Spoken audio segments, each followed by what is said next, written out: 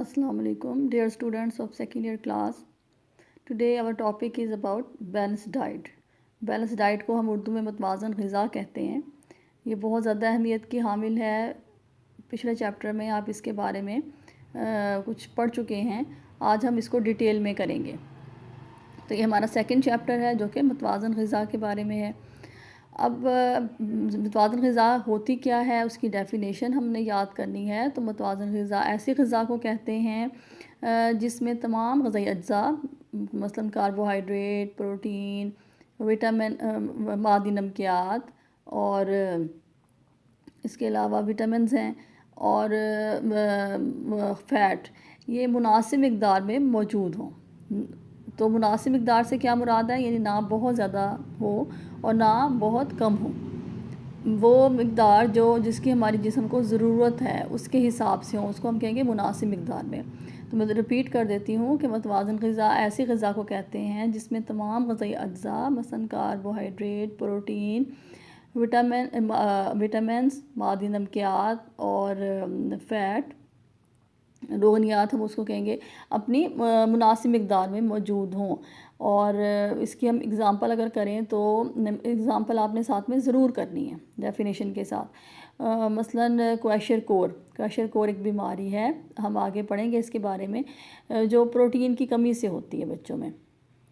तो अगर हमारे ग़िज़ा में, बच्चों की ग़िज़ा में प्रोटीन की कमी होगी तो ये बीमारी लाहक हो जाएगी जिसको हम क्वेशरकोर कहते हैं. दूसरा, जैसे रोगनियात की अगर ज़्यादती हो जाएगी कार्बोहाइड्रेट की तो क्या होगा, ओबेसिटी यानी मोटापे की बीमारी हो जाएगी और वो भी किसी एक जुज़ की ज़्यादती से होगी. यानी पहली जो थी एग्ज़ाम्पल वो एक जुज़ की कमी से हुई और दूसरी एक जुज़ की ज़्यादती से मोटापे की बीमारी होती है जो कि रोगनियात की ज़्यादती, कैलोरीज़ की ज़्यादती की वजह से होती है.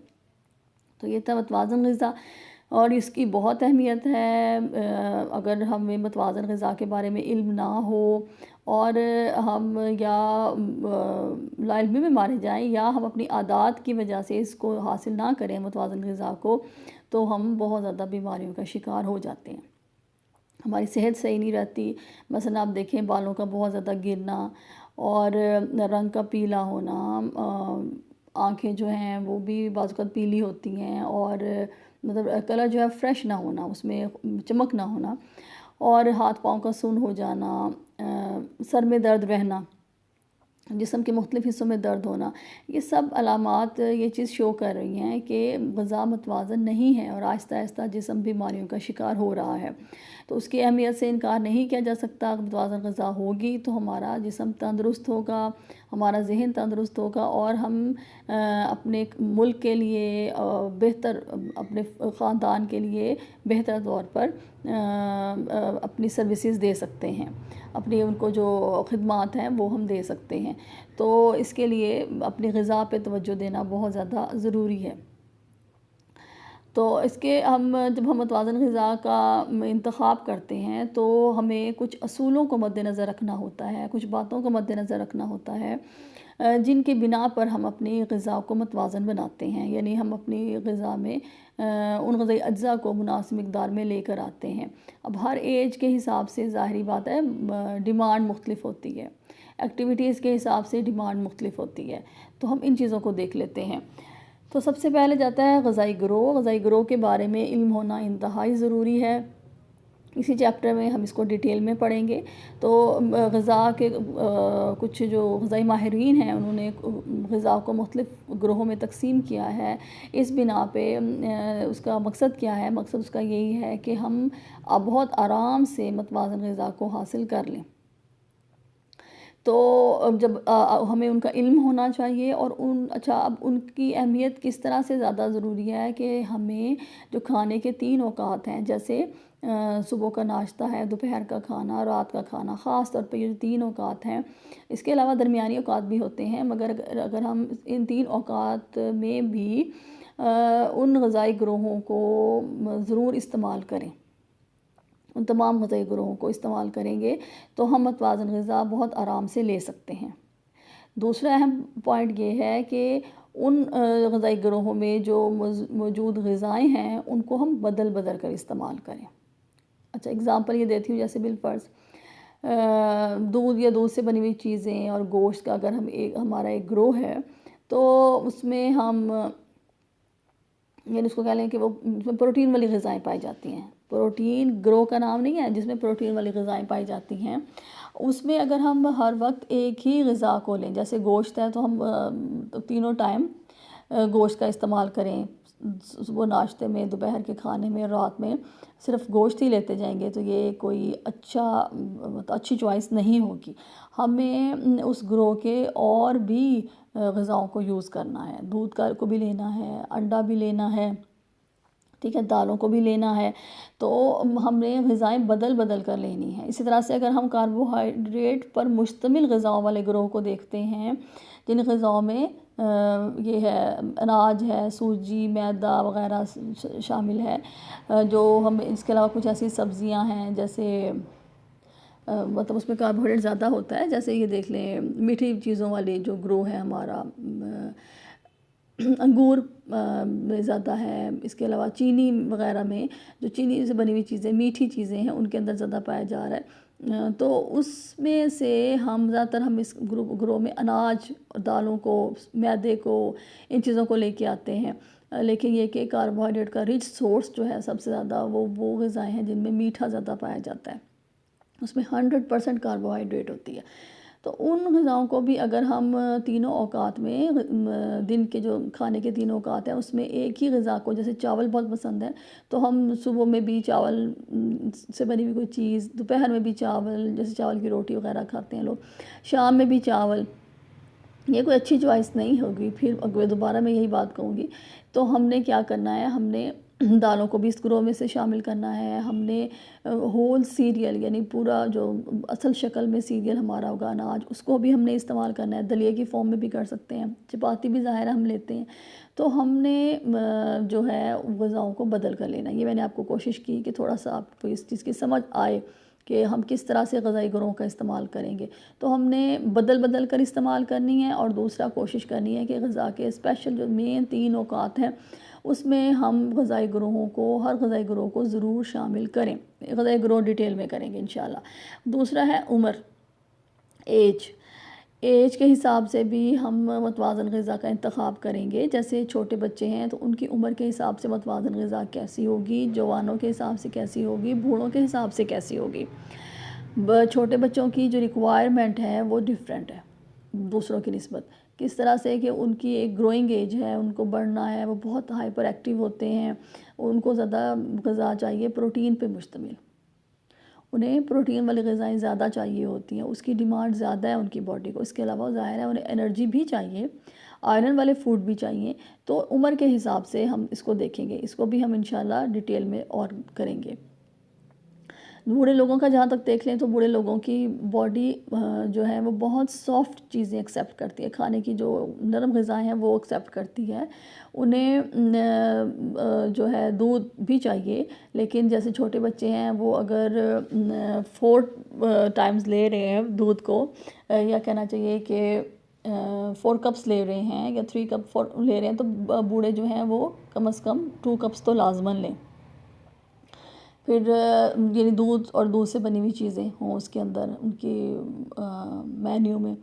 اچھا، اس کے علاوہ یہ ہے کہ انہیں بہت زیادہ کاربوہائیڈریٹ والی غذا نہیں چاہیے. انہیں جو ہے وہ زیادہ ہائی پروٹین والی غذا چاہیے، وہ بھی ماڈریٹ. ٹھیک ہے. تو جس طرح سے دیکھیں کہ دونوں جو تھے عمر کے حساب سے گروہ، ان میں غذا کی جو ہے وہ فرق ہے، غذا کی ریکوائرمنٹ کا فرق ہے. تو اسی طرح سے اگر ہم آگے دیکھیں اپنا 3rd پوائنٹ، وہ ہے جنس کے بارے میں. یعنی میل اور فیمیل جو ہیں ان کی ریکوائرمنٹ، ان کا جب ہم غذا کا انتخاب کریں گے تو ہم نے کن باتوں کو مد نظر رکھنا ہے. تو مرد کی جو ہے غذا وہ عورتوں کی نسبت زیادہ ہوتی ہے. یعنی انہیں ان کی نسبت ان کی غذائی ریکوائرمنٹ ڈفرینٹ ہوگی. وہ اگر بہت مرد زیادہ مشقت والا کام کرتے ہیں، عورتیں زیادہ تر گھر کا کام کر رہی ہیں یا اگر جاب بھی کر رہی ہیں تو وہ بہت زیادہ مشقت کا کام نہیں کرتے. ایکسیپشنل کیسز ہو سکتے ہیں لیکن زیادہ تر یہی ہوتا ہے. تو اس میں دیکھنا ہے کہ جنس کے حساب سے ہم ان کی غذا کا جو غذائی چارٹ ہے وہ بنائیں اور متوازن غذا کا انتخاب اس کی بنا پر کریں جینڈر کے حساب سے. اگلا جو ہمارا پوائنٹ ہے وہ جسمانی کیفیت کے بارے میں ہے. جسمانی کیفیت سے مراد یہ ہے کہ انسان کا جسم تندرست ہے، وہ بیمار ہے، یا آیا وہ جیسے خاتون ہے وہ پریگننٹ ہے یا لیکٹیٹنگ ہے. یہ ساری جسم کی مختلف کیفیات ہیں. جب بیماری کی حالت میں انسان کی ریکوائرمنٹ اور ہوتی ہے غذا کی، اور تندرستی کی حالت میں اور ہوتی ہے. اسی طرح سے پریگننٹ اور لیکٹیٹنگ جو خواتین ہیں ان کی ریکوائرمنٹ ایک عام خاتون کی نسبت مختلف ہوتی ہے. اور جیسے لیکٹیٹنگ مدر ہے، دودھ پلانے والی ماں ہے، وہ دگنی اس کو حرارے چاہیے ہوتے ہیں ایک عام عورت کی نسبت. تو جب بیمار ہوگا، اگر جسمانی کیفیت میں یہ ہے کہ وہ شخص بیمار ہے تو اس کو ایسا فوڈ چاہیے جو اس کی بیماری کو جلدی ریکور کرنے میں مدد دے. اس میں پروٹین کا بہت اہم رول ہے. پروٹین کا جو کام ہے وہ مین جو اس کا کام ہے وہ باڈی کی سیلز کی ریپیئر ہے. توڑ پھوڑ اگر کوئی ہو گئی ہے، مرمت کرنی ہے.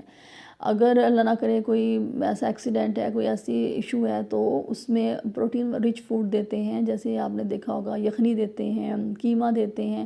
ان چیزوں کو دیا جاتا ہے تاکہ باڈی جلدی ریکور کرے. تو اس حساب سے وہ عام آدمی کی نسبت ان کا فوڈ زیادہ پروٹین والی غذاؤں پر مشتمل ہوتا ہے. انہیں زیادہ مرغن، زیادہ کیلوریز والی غذائیں نہیں دی جاتی. تو اس طرح سے میں نے آپ کو بتایا کہ ہم پریگننٹ لیکٹیٹنگ مدرز کی ڈیفرنٹ ہوگی، اور اگر بیماری کی حالت ہے تو بھی اس میں مختلف ہوگی. جہاں تک بات ہے مشاغل کی، کام کاج کی، تو وہ تو انڈرسٹوڈ ہے. وہ لوگ جو کہ مزدوری کا کام کرتے ہیں، بہت زیادہ مشقت والا کام کرتے ہیں، ان کی غذا کی جو ڈیمانڈ ہے وہ مختلف ہے ایک عام آدمی کی نسبت. انہیں زیادہ حراروں والی غذا چاہیے، زیادہ انرجی والی غذا چاہیے تاکہ وہ جو مشقت والا کام ہے وہ آرام سے انجام دیتے. اب آپ یہ دیکھیے کہ ایک آفس میں جا کے بیٹھنے والا، جیسے یہ بینک کی جاب ہوتی ہے یا آفیسز میں وہ جابس جو کہ فل ٹائم بیٹھ کے کام کرنا کمپیوٹر پہ، وہ اگر صبح میں ناشتے میں پراٹھے لے رہا ہے، حلوہ پوری کھا رہا ہے، بہت ہیوی چیز فوڈ کھا رہا ہے، تو اس کی باڈی جو ہے اس کے حساب سے اس کی ایکٹیویٹی نہیں ہے، غذا کے حساب سے اس کی ایکٹیویٹی نہیں ہے. لیکن جو مشقت والا کام کر رہا ہے، سڑکوں پہ کام کر رہا ہے، مزدوری کا کام کر رہا ہے، وہ اگر ایسی غذا کھا لیتا ہے تو بہت جلدی اس کے یہ جو حرارے ہیں، جو وہ انرجی لے رہا ہے، وہ آرام سے کنزیوم ہو جائیں گے. ٹھیک ہے، حراروں کو ہم کیلوریز کہتے ہیں انگلش میں. تو یہ بہت جلدی اس کی جو انرجی ہے وہ کنزیوم ہو جائے گی، اور اس سے پھر بھوک لگے گی دوپہر کے ٹائم میں. تو یہ فرق ہو جاتا ہے مشاغل کے حساب سے کہ جب بیٹھ کے کام کرنے والا، ہلکا کام کرنے والا، زیادہ مشقت والا کام کرنے والا جو شخص ہوتا ہے، ان سب کی غذا کی ریکوائرمنٹ ڈیفرنٹ ہوتی ہے، اور اسی بنا پر ظاہر ہے متوازن غذا اس حساب سے ان کی ہوگی. آب و ہوا میں جیسے سرد علاقے ہیں، گرم علاقے ہیں، تو ان کا بھی ویری کرتا ہے. سرد علاقوں کے لوگوں کو زیادہ کیلوریز والا فوڈ چاہیے ہوتا ہے. ان کو نٹس چاہیے، ان کو یہ جو ہوتا ہے مچھلی، ان کو فرائیڈ چیزیں، میٹھی چیزیں وہ لوگ زیادہ کھاتے ہیں، کیونکہ انہیں اپنے باڈی ٹیمپریچر کو مینٹین کرنے کے لیے اور اپنی زیادہ ٹھنڈ سے خود کو بچانے کے لیے انہیں ہائی کیلوری فوڈ چاہیے ہوتا ہے. گرم علاقوں کے لوگ جو ہے وہ افورڈ نہیں کر سکتے. انہیں زیادہ پانی، مطلب فروٹس جن کے اندر زیادہ پانی ہو، اور انہیں ٹھنڈی چیزیں، مطلب بہت زیادہ میٹھی یا بہت زیادہ کیلوریز فرائیڈ چیزیں وہ افورڈ نہیں کر سکتے. ان سے ان کو جسم جو ہے وہ برداشت نہیں کرے گا بہت زیادہ انرجی والا فوڈ. تو یہ فرق ہے. جیسے اب ہمارا علاقہ ہے یہ گرم علاقہ ہے, یہاں پہ ہم تصور بھی نہیں کر سکتے کہ ہم گرمیوں میں جو ہیں وہ تلی ہوئی چیزیں بہت زیادہ کھائیں, یا ہم روزانہ حلوہ پوریاں کھا رہے ہیں, ہم جو ہے سموسے پکوڑے یہ چیزیں گرمی میں کھا رہے ہیں. ہاں ہم سردیوں میں پھر بھی لے لیتے ہیں کبھی کبھی, مگر گرمیوں میں ہم نہیں سوچ سکتے. گرمی میں ہم یہاں پہ نٹس کھانے کا نہیں سوچ سکتے کہ ہم فل ٹائم نٹس کھا رہے ہیں. کبھی کبھی یا مطلب بہت کم میں جیسے بادام وغیرہ ہم یہ استعمال کر لیتے ہیں. تو یہ ڈیپینڈ کرتا ہے کہ ہماری آب و ہوا کیسی ہے, اس کے حساب سے ہم غذاؤں کا انتخاب کرتے ہیں اور پھر اپنی غذا کو متوازن بناتے ہیں. اس کے بعد ہمارا نیکسٹ جو ہے وہ ہے کہ متوازن غذا ہم کیوں نہیں حاصل کر پاتے, آخر اس کی وجوہات کیا ہیں. معنی کہتے ہیں وہ رکاوٹ, یعنی ان متوازن غذا کے حصول میں کون سے ایسے عوامل ہیں جو رکاوٹ بنتے ہیں اور ہم انہیں حاصل نہیں کر سکتے. تو اس میں اب آپ دیکھیں کہ ایک تو ہماری لا علمی ہوتی ہے, ہمیں علم ہی نہیں ہوتا. ہمارے اکثریت جو ہیں لوگ انہیں علم نہیں ہے کہ متوازن غذا کیا ہوتی ہے, اس کی کیا اہمیت ہے, اور ہم نے کس طرح سے اپنے گھر میں مینیو پلان کرنا ہے. یہ بہت زیادہ ضروری ہے. اس کے بارے میں جب تک ہمیں علم نہیں ہوگا ہم اس کو اپنی زندگی میں شامل نہیں کریں گے. تو لا علمی کی بنا پر اگرچہ کہ وہ لوگوں کے پاس کے پاس پیسہ بھی ہوتا ہے, لیکن صرف لا علمی کی وجہ سے وہ اپنی پسند کی غذائیں اور اپنی جو ہے ایک کیا کہنا چاہیے کہ جو ایک ان کو بچپن سے عادات ہیں اپنی, اس کے حساب سے جو غذائیں ہیں وہ انہی کو استعمال کرتے چلے جاتے ہیں, اور اس طرح سے ان کی غذا متوازن نہیں بن پاتی. تو علم کا ہونا بہت زیادہ ضروری ہے, اس کی اویئرنیس دینا ضروری ہے. آگے ہے کہ اگر ہم غذا گھر میں فراہم نہیں ہوتی تو پھر بھی ہم متوازن غذا نہیں لے سکتے. جیسے پیسے کی کمی, جو لوگوں کے پاس پیسہ نہیں ہوگا وہ اپنی پسند کی چیز نہیں خرید سکتے, وہ صرف اتنا ہی خریدیں گے اور وہ چیز خریدیں گے جو ان کو سستی محسوس ہوگی اور جو ان کی جو جیب ہے وہ جس کی اجازت دے گی. دوسرا, ایسے دور دراز علاقوں میں رہنے والے لوگ جو کہ انہی چیزوں پہ ڈیپینڈ کرتے ہیں جو آسانی سے ان کے علاقے میں ملتی ہیں, اور جو وہاں تک نہیں پہنچ پاتی وہ ان کو نہیں حاصل کر سکتے. جیسے اب آپ دیکھیں کہ دور دراز دیہات ایسے علاقے ہیں جہاں پہ لوگوں تک کچھ ایسی غذائیں نہیں پہنچ پاتی. مثلاً کہنا چاہیے کہ بہت زیادہ ایسے فروٹس ان تک اب نہیں پہنچ پاتے. اور جہاں تک بات اگر ہم کریں نا دیہات کی, تو وہاں کے لوگوں کے حالات دیکھیں تو وہاں پہ زیادہ تر لوگ ڈیپینڈ کرتے ہیں جو وہ اپنی زمین میں کاشت کرتے ہیں, سبزیاں اور اس کے علاوہ یہ دالیں وغیرہ. وہ جو سبزیاں وہاں پہ اگاتے ہیں انہی کو وہ اپنی ڈیلی روٹین میں استعمال کر رہے ہوتے ہیں, جو موسمی سبزیاں اگا رہے ہوتے ہیں. اور گوشت, انڈے, ان چیزوں کی فراہمی انہیں نہیں ہوتی, یا وہ لا علمی کہہ لیں, یا کہنا چاہیے کہ وہ آسانی سے ان تک نہیں ان کو ملتی کوئی چیزیں, تو وہ نہیں لیتے. اس طرح سے ان کا جسم بہت سی بیماریوں کا شکار ہو سکتا ہے, اور وہ جو ہے وہ اپنی جو ہے متوازن غذا حاصل نہیں کر پاتے.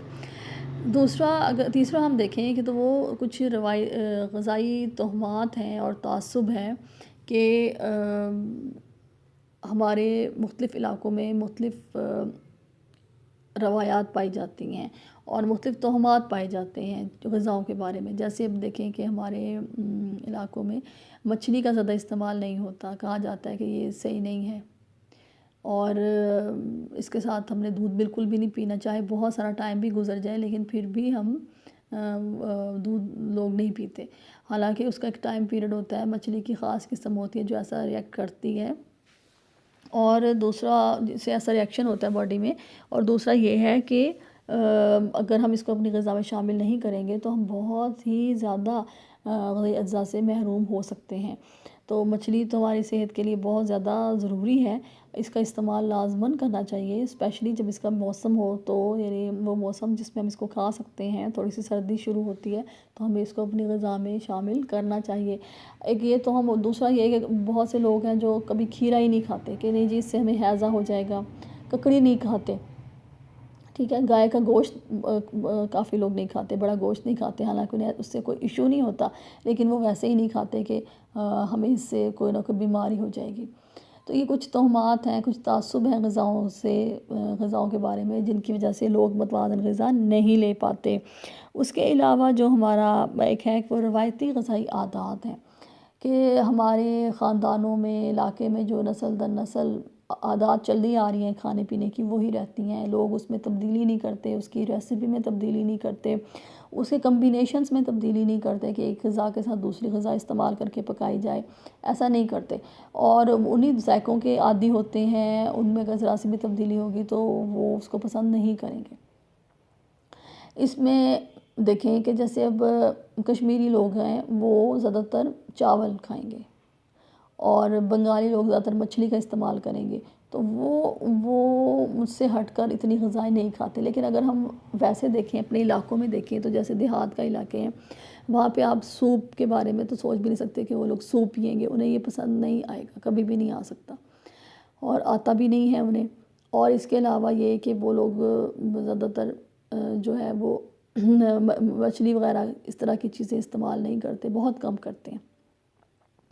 ان کے جو کھانے کا ایک طریقہ ہے، ایک پکانے کا خاص طریقہ، وہ اسی ریسیپی کو استعمال کرتے ہیں۔ اس کو اگر ذرا سا بھی آپ چینج کر لیں، اس کے انگریڈینٹس کو چینج کر لیں، اس میں تو کبھی بلائی آپ ایڈ کر لیں، کوئی ایسی چیزیں ایڈ کر لیں، دہی ایڈ کر لیں، وہ اس کو بھی پسند نہیں کریں گے، ان فلیورز کے وہ عادی نہیں ہوتے۔